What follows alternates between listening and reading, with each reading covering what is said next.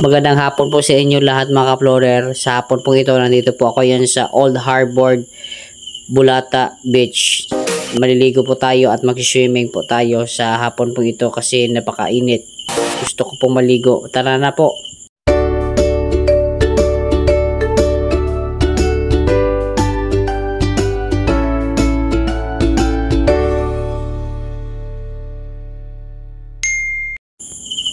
Nandito na po tayo ngayon sa Old Harbor, Pantalan, Bulata.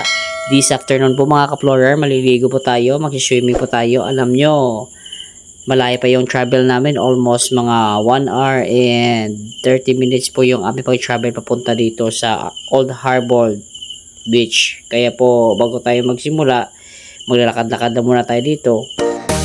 Yes, now we are here mga ka-explorer to have a travel adventure in this Old Harbor, Pantalan, Bulata. Kung nakita niyo po sa paligid, sobrang napakaganda ng beach na ito. Talagang full of happiness. Yung ma-feel mo dito is happy po while you are here for spend vacation. Also, spend the time and more moments. At pwede kayo dito magpunta kasama yung mga pamilya nyo. Parang gusto ko na talaga maligo kasi inip na talaga ako. Let's go, check muna natin kung malamig ba yung tubig dito. Tara, mamaya maliligo na rin po tayo dito.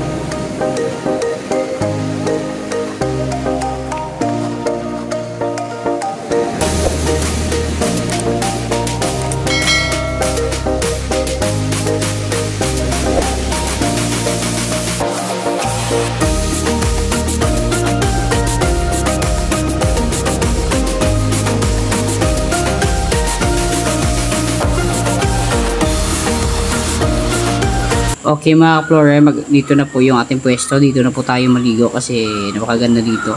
Maganda ang pwesto dito.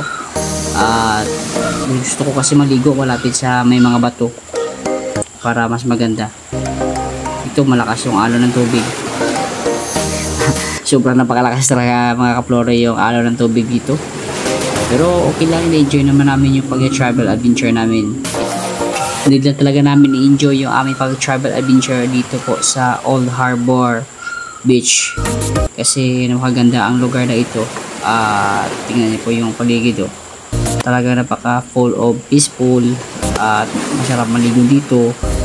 Kasi maganda ang beach nito ay sobrang napakaganda. Tingnan niyo po mga ka-explorer, malakas talaga ang alon ng tubig ngayon. Kaya dito lang muna ako sa itaas ng bato. Dito na muna ako magpwesto kasi talaga napakalakas ng alon ng tubig ngayon. Para kaya pa akong ibagsak ng alon ng tubig. Puntang ilalim, kaya dito lang po ako maligo kasi sobrang napakalakas ng alon ng tubig.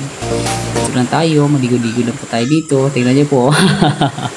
Talaga napakalakas talaga mga ka-explorer ng alon ng tubig ngayon. Ay grabe talaga mga. Tingnan niyo po mga ka-explorer paligid, di ba napakaganda ng beach. Talaga sobrang napakaganda. Tingnan niyo po yung paligid.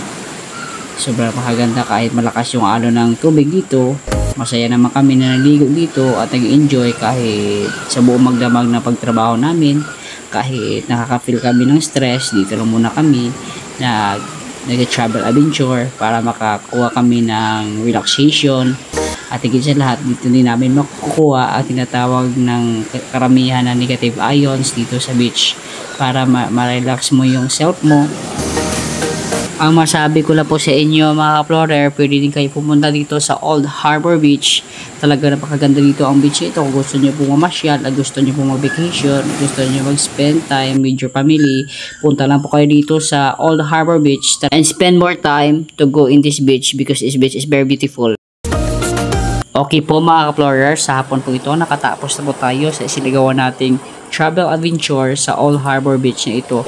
Talaga napakaganda ang beach na ito. Pwede kayo pumunta dito at mag-spend more time kayo sa pag-vacation. Salamat po sa panonood nyo. Bye bye!